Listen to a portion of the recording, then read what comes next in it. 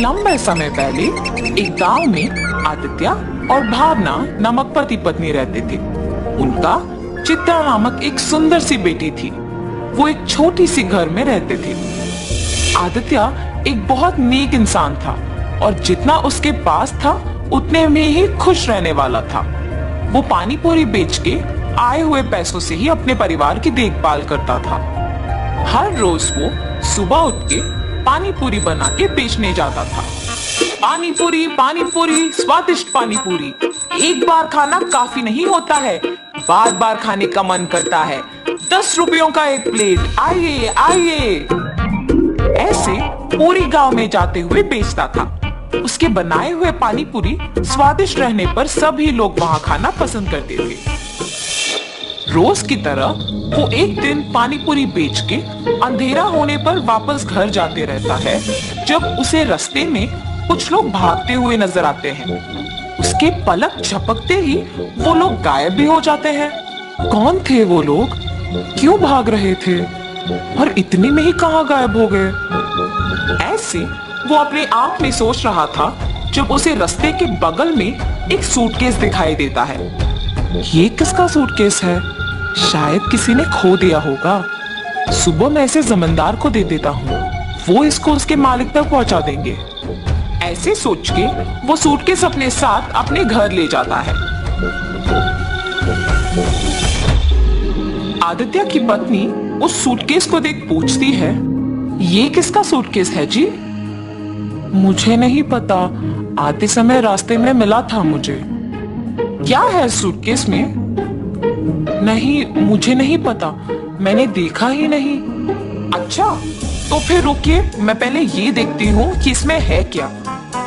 और ऐसे सूटकेस खोलती है। सुनिए, इधर आके देखिए तो कि इसमें है क्या। हाँ, क्या है? पास आके देखने पर वो सूटकेस हीरे, मोती और सोने से भरा हुआ था। देखा आपने? कितने हीरे, कितना सोना है इसमें।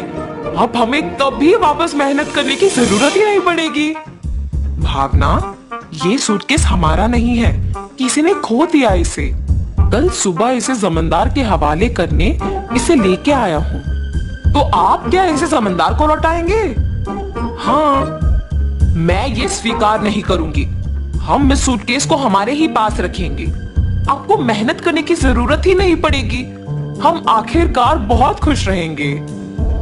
अपनी पत्नी का उस बात ना स्वीकार करने पर आदित्य उसे दुख ना पहुंचाने के लिए उसे कुछ नहीं कहता है और सोच में पड़ जाता है। अगर मैं उन हीरे और मोती को लेता हूँ तो गलत है, पर अगर मेरी पत्नी वो सब लेती है तो वो मेरी गलती नहीं है ना। ऐसे सोचकर अपनी पत्नी से कहता है, किसी और का कमाया हुआ मुझे खर्च करना ठीक नहीं लगता है। मैं अपने पानीपुरी का दुकान ही चलाऊंगा। तुम्हें जो पसंद तुम वही करो। ऐसे कहने पर उसकी बीवी बहुत खुश होती है।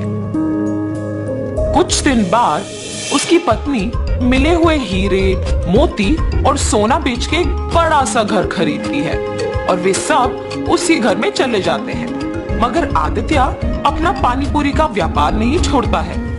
एक दिन जमींदार के पास एक औरत आती है। प्रभु, प्रभु, मेरे घर में किसी ने सारे हीरे, सोना, मेरी गहने चुरा लिया है। मुझे समझ में नहीं आ रहा कि मैं क्या करूं, इसीलिए आपके पास भाग के आई। कृपया मेरी मदद कीजिए प्रभु। फिक्र ना करो माता, मेरे पे भरोसा करके आप चले जाओ। मैं उस चोर को पकड़ के आपको बुलाऊंगा। जमींदार के ऐसे कहने पर वो औरत उन पे भरोसा करके वहां से चली जाती है। उसके बाद के कुछ ही दिन में जब आदित्य और उसका परिवार एक बड़ा घर खरीद के उसमें रहने लग जाते हैं, तो गांव के लोग में उन्हीं के बारे में खुसर पुसर शुरू हो जाती है। ऐसे ये बात जमींदार तक भी पहुंचती है। एक साधारण पानीपुरी बेचने वाला एकदम से इतना बड़ा घर कैसे खरीद पाया? पता नहीं प्रभु, किसी को नहीं पता। गांव के सारे लोग भी आश्चर्यचकित होके इसी के बारे में बात कर रहे हैं। ऐसे ही मैं सुन के आपको बताया। ठीक है, उन दोनों को इधर लेके आओ। जी प्रभु। जमींदार के कहने पर सेवक उन दोनों को उनके पास लेके जाते हैं। आदित्य, मुझे तुम्हारे बारे में सब पता है, तुम्हारे व्यापार के बारे में भी पता है। तुम्हें कुछ पूछने के लिए यहाँ बुलाया हूँ। पूछिए प्रभु। कुछ नहीं, तुम इतने कम दिनों में उतना बड़ा घर कैसे खरीद पाए हो? सच बताओ। क्या ये पूछने के लिए जमींदार हमें यहाँ तक बुलाए हैं? मुझे ही बताना होगा कुछ, वरना मेरे पति सब सच बता देंगे। मेरे पति का कमाया हुआ पैसा हम बचा बचा के ये घर खरीद पाए हैं प्रभु। ऐसे हिम्मत से बोलती है ताकि किसी को शक ना आए। माता, आप पे कोई इल्जाम लगाने के लिए मैं आप लोगों को यहाँ नहीं बुलाया हूँ।